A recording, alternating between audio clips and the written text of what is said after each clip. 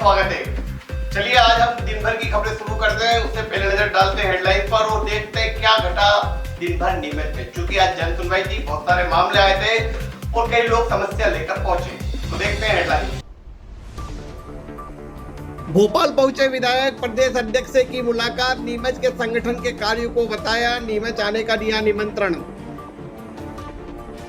पति को चूहे मारने की दवा देकर मारने की कोशिश, तबीयत खराब होने पर अस्पताल पहुंचा पति, बच गई जान।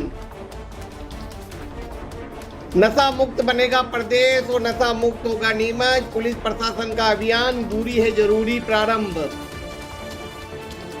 दो पक्षों में जमकर चले लड़, जमीन को लेकर हुआ खून खराबा। घुटनों के बल चली महिलाएं, प्रशासन को जगाया, गांव की बदहाली बताई, कहा अब तो सुनो सरकार। गौशाला की आड़ में जमीन हथियाने का षड्यंत्र, ग्राम खोल की महिलाओं ने किया विरोध, कहा अस्पताल बना दो। जमीन को लेकर सौतेली मां ने कर दी पिता की हत्या, बेटा पहुंचा जन सुनवाई में, बताई पूरी कहानी।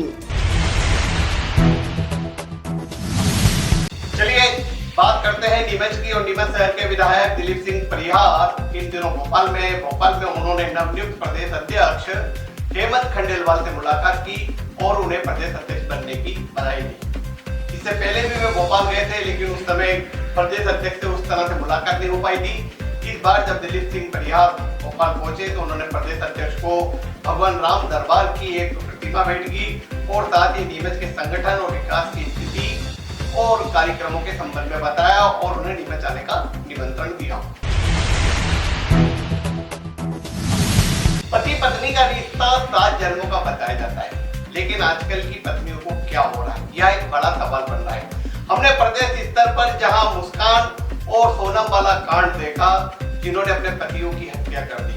मुस्कान में जहां पति को मारकर ड्रम में भर दिया और सोनम ने मेघालय की वादियों से पति की हत्या करके उसका शव को फेंक दिया, और वहीं इसी तरह की घटना नीमच में आई, लेकिन यहाँ पति सजग था इसलिए बच गया।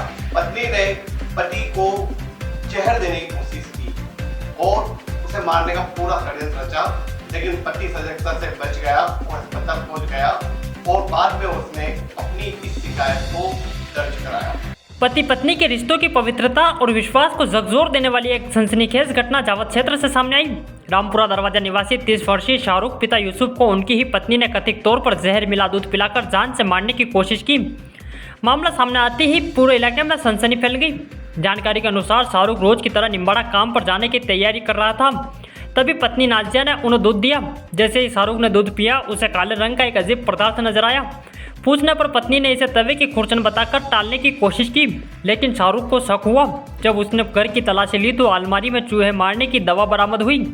इस दौरान उसकी तबीयत अचानक बिगड़ने लगी और उसे लगातार उल्टियां होने लगी। आनन फानन में परिजन उसे जिला अस्पताल नीमच लेकर पहुंचे, जहां उसका इलाज जारी है। परिजनों ने गंभीर आरोप लगाते हुए बताया है कि नाजिया पहले भी शाहरुख को मानसिक रूप से प्रताड़ित करती रहती हैं और झूठे केसों में फंसाने की धमकियां देती रहती हैं। वहीं इस पूरे मामले में पुलिस ने जांच शुरू कर दी।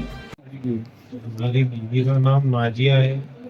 आज सुबह मैंने इससे दूध मांगा पीने को, उसने मेरे को दूध दिया, तो दूध में मैंने आधा गिलास पिया और आधे गिलास के बाद मैंने देखा उसके अंदर कुछ काला काला नजर आया मुझे। तो मैंने इससे पूछा ये क्या है, और इसको मैंने अलमारी के ऊपर कुछ रखते हुए भी देखा था। मैं समझा कि कुछ रखा होगा, तो मैंने उस गिलास में देखा, मैंने ये काला काला क्या, तो वो ही कहती है कि तवे की खुरचन है।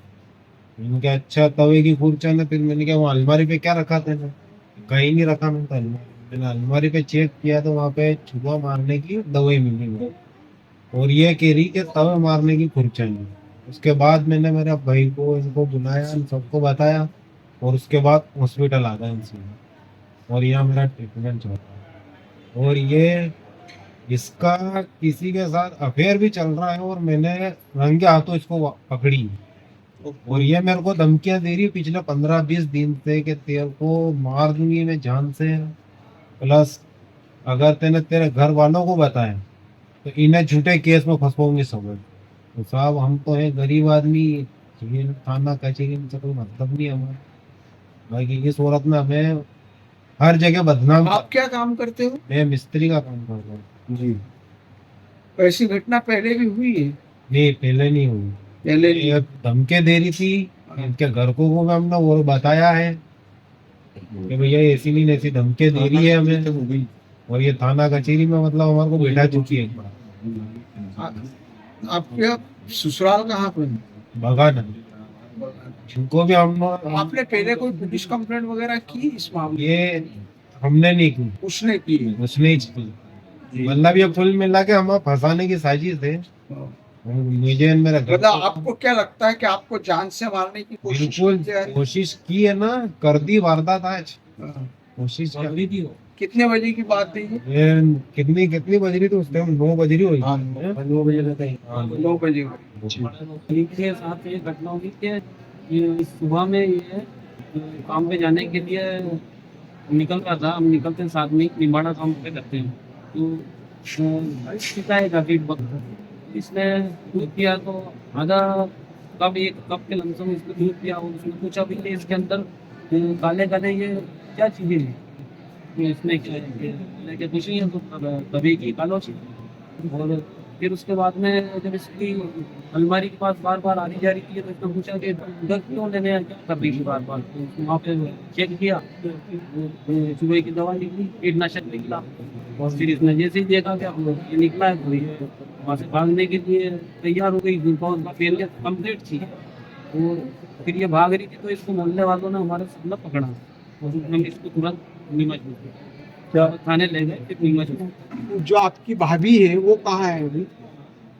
मेरी भाभी नहीं है, सब वहाँ घर पे थाने में थे।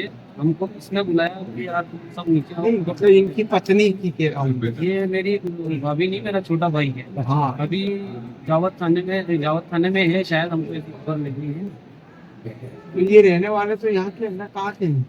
नहीं, हम रामपुरा दरवाजे ही रहते हैं, जावत से। जावत से।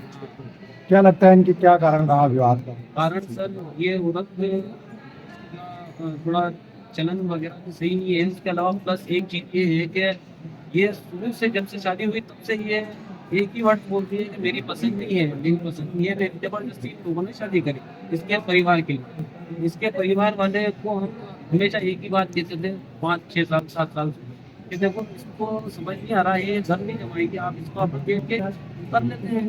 तो इसके परिवार वाले कहते हैं कि नहीं, रखना तो पड़ेगी, तो तुम्हें थाने कचहरी चढ़ाएगी। और ये हमको झूठे केसों में फंसवाना करना, ये धमकियाँ। क्या चाहते हैं? मुसलमान क्या चाहते हैं आप? हम तो ये चाहते हैं कि सब कानूनी कार्रवाई हो और हमें न्याय मिले। हमारा नीमच जिला नशा पैदा करता है नहीं है, और नशे से दूर रहना भी जरूरी है। इसलिए नशा जागरूकता अभियान का आज नीमच में शुभारंभ किया गया। वैसे तो इस अभियान का शुभारंभ प्रदेश स्तर पर हुआ है, और उसी कड़ी में नीमच में यह अभियान शुरू हुआ है। दूरी जरूरी है। कलेक्टर हिमांशु चंद्रा और नीमच एसपी अंकित जायसवाल ने इस अभियान का शुभारंभ किया। यह अभियान निरंतर चलेगा और नशे से दूर रहने की जानकारी देगा। पुलिस मुख्यालय भोपाल के निर्देशानुसार प्रदेशव्यापी 15 दिवसीय विशेष अभियान नशे से दूरी है जरूरी का शुभारंभ आज नीमच जिले में भव्य जागरूकता रैली के साथ हुआ। यह अभियान 15 जुलाई से 30 जुलाई तक जिले के समस्त थाना चौकी क्षेत्रों में चलाया जाएगा, जिसका उद्देश्य आम नागरिकों को नशे के दुष्परिणामों से अवगत कराना और समाज से नशा मुक्ति के प्रति जागरूकता फैलाना है। इस अभियान की शुरुआत पुलिस कंट्रोल रूम से कलेक्टर हिमांशु चंद्रा एवं पुलिस अधीक्षक अंकित जायसवाल द्वारा की गई। इस दौरान बड़ी संख्या में पुलिसकर्मी, ग्राम एवं नगर सुरक्षा समिति सदस्य, एनसीसी कैंडिडेट्स, स्कूल विद्यार्थी, सामाजिक संस्थाएं उपस्थित रही। कलेक्टर एवं पुलिस अधीक्षक ने उपस्थितियों को नशे से दूर रहने व समाज को भी इससे बचाने की शपथ दिलवाई। तत्पश्चात जागरूकता रैली को हरी झंडी दिखाकर रवाना किया गया, जो नीमच शहर के प्रमुख मार्गों से गुजरती हुई पुलिस कंट्रोल रूम पर संपन्न हुई। इस रैली के माध्यम से नागरिकों को यह संदेश दिया गया कि नशा न केवल व्यक्ति के स्वास्थ्य को नुकसान पहुंचाता है, बल्कि उसके परिवार और समाज पर भी गंभीर प्रभाव डालता है। अभियान के तहत जिले के सभी थाना एवं चौकी क्षेत्रों में प्रतिदिन नशे के दुष्परिणामों पर आधारित रैली, सेमिनार, नुक्कड़ नाटक, पोस्टर प्रदर्शन आदि कार्यक्रम आयोजित किए जाएंगे। पुलिस अधीक्षक अंकित जायसवाल द्वारा अभियान से पहले सभी पुलिस अधिकारियों एवं विभागीय प्रतिनिधियों की बैठक ली गई, जिसमें सभी को दैनिक कार्यक्रमों की रिपोर्ट मुख्यालय भेजने के लिए निर्देश दिए गए। ये 16 दिवसीय एक अभियान जो है पीएचक्यू द्वारा चलाया जा रहा है, जिसमें अन्य विभागों की मदद से हम लोग नशा मुक्ति अवेयरनेस अभियान एक तरीके से हम लोग चला रहे हैं और नशे के जो दुष्प्रभाव रहते हैं, उसके दुष्परिणाम रहते हैं, उसके संबंध में जन जागरूकता अभियान चलाया जा रहा है। इसमें प्रति दिवस का एक रूपरेखा ऊपर से आई हुई है, जिसमें सभी सामाजिक संस्थान, शैक्षणिक संस्थान और हमारे जितने भी ग्राम सुरक्षा समिति है, नगर सुरक्षा समिति है, आंगनवाड़ी है और अन्य विभाग हैं, स्कूल्स, कॉलेजेस, तो सभी की मदद से हम लोगों को एक ये अभियान चलाना है, जिसमें उनके माध्यम से, मीडिया बंधुओं के माध्यम से हम लोगों को जन जागरूकता अभियान इसको लेकर आना है और आम जनता में जो नशे के विरुद्ध जो लड़ाई विभाग लड़ रहा है और सरकार लड़ रही है, उसको लाना है। इसके साथ ही उनको जागरूक करना है कि किस प्रकार से ये नशा उनके परिवार को ही नहीं, पूरे समाज को खोखला कर रहा है। तो आज की जो प्रेस कॉन्फ्रेंस है उसके संबंध में थी। आज यहाँ हेडक्वार्टर से एक रैली भी निकाली जा रही है, जिसमें हमारे एनसीसी, ग्राम सुरक्षा समिति, नगर सुरक्षा समिति, अन्य सामाजिक संस्थान के लोग उपलब्ध हैं, अभी उपस्थित हैं और इनके माध्यम से शहर के मुख्य स्थानों से एक रैली निकाली जाएगी, अवेयरनेस रैली।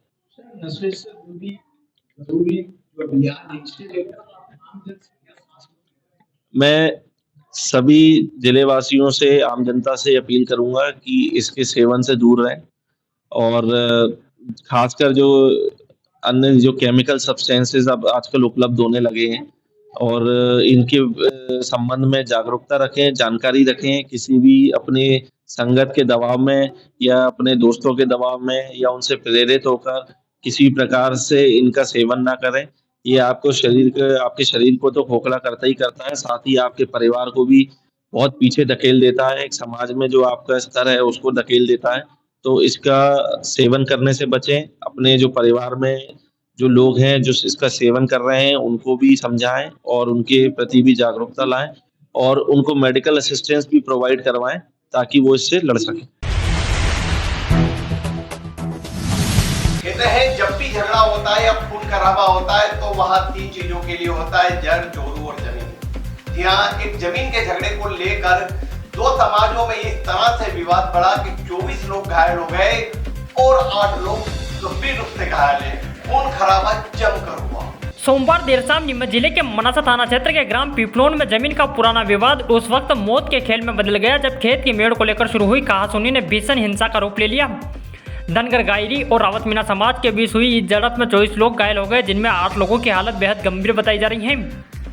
सोमवार शाम करीब 6 से 7 बजे के बीच खेत के सीमांकन को लेकर विवाद शुरू हुआ। बात में लाठी डंडे चलने लगे और फिर निकले धारदार हथियार। देखते ही देखते खेत खून से लथपथ रणभूमि में तब्दील हो गया। झगड़े की चपेट में महिलाएं भी आई, जिन्हें गंभीर चोटें आई हैं। जैसे ही घटना की खबर फैली, मनासा पुलिस, डायल 100 और एम्बुलेंस टीमें तत्काल मौके पर पहुंची। सभी घायलों को पहले मनासा शासकीय अस्पताल लाया गया, जहां से 8 को गंभीर हालत में नीमच जिला अस्पताल रेफर किया गया। पुलिस ने दोनों पक्षों की शिकायत पर क्रॉस केस दर्ज कर जांच शुरू कर दी है।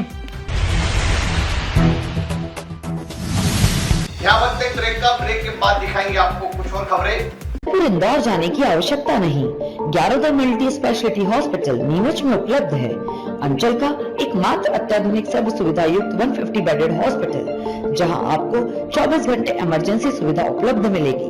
साथ ही सभी बीमारियों का इलाज, जांचें तथा दवाइयां एक ही स्थान पर उपलब्ध है।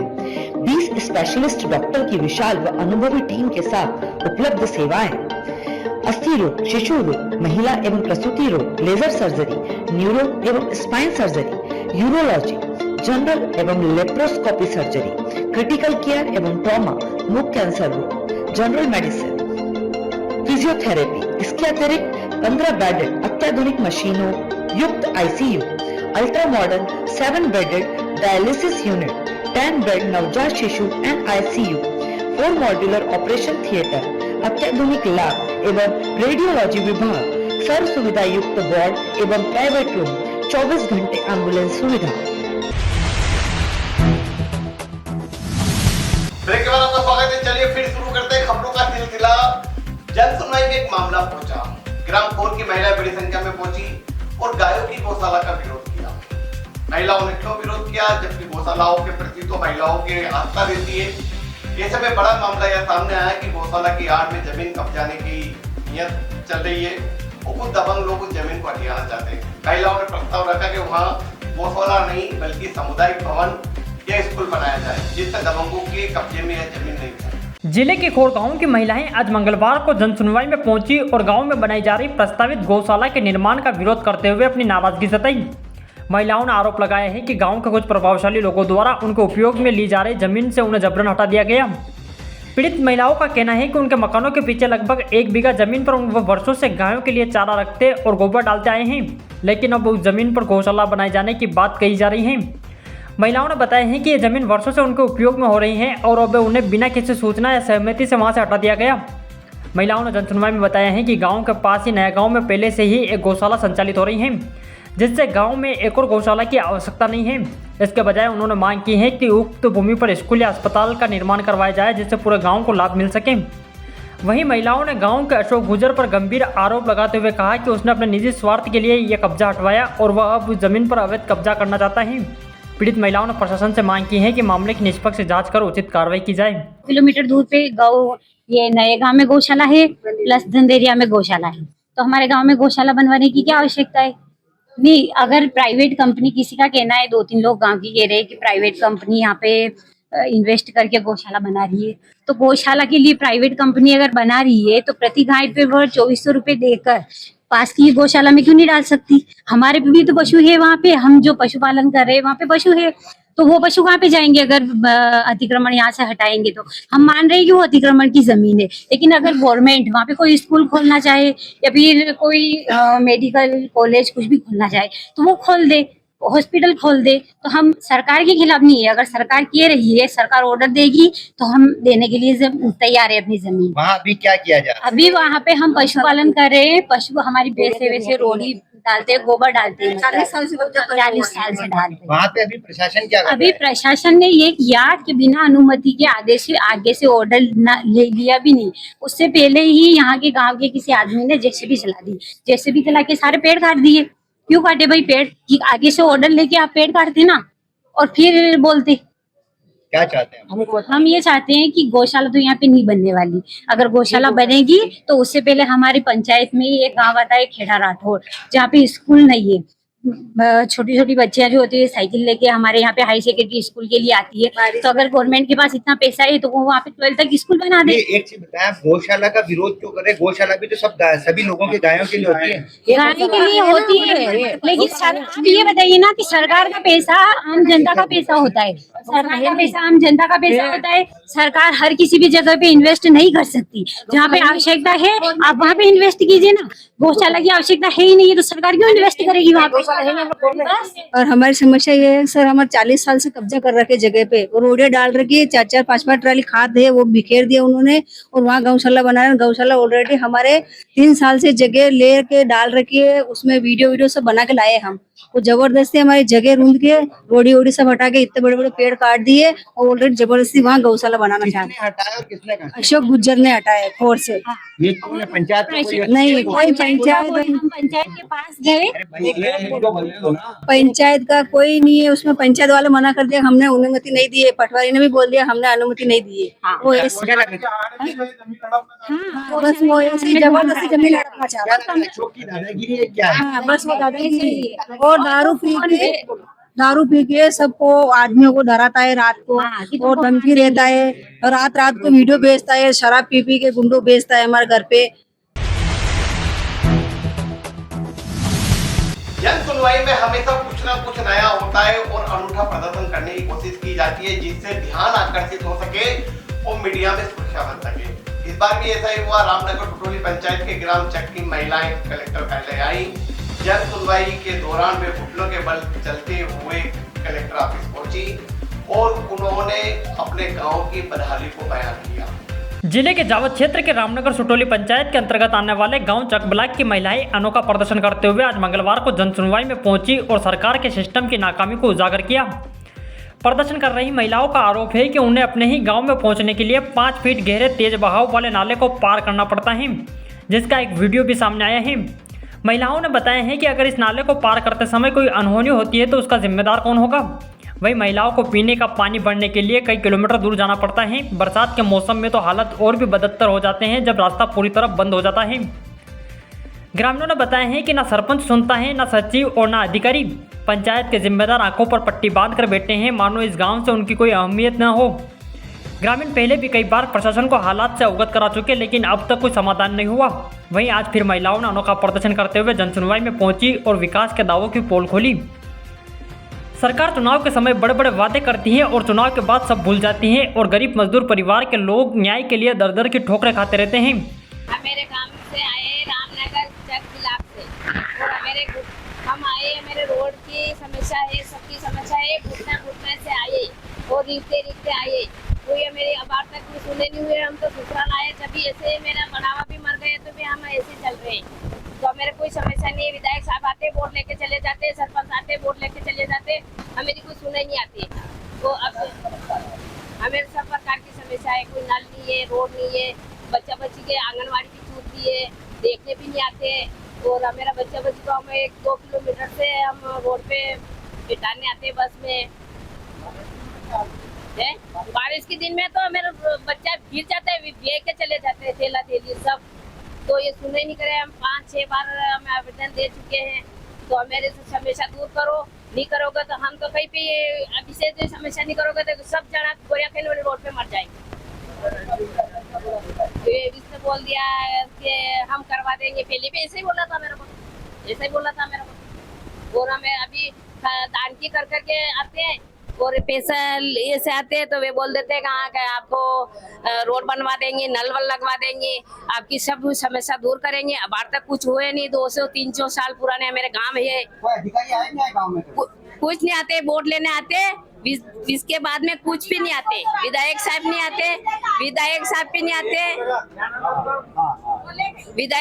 आते और सरपंच भी नहीं आते, मेंबर भी नहीं आते और जनपद भी नहीं आते। कुछ कंचन भाई। अब बड़ा सवाल ये खड़ा होता है कि क्या विकास सिर्फ कागजों तक सीमित है या फिर गरीबों के लिए सरकार के नियम नहीं बने।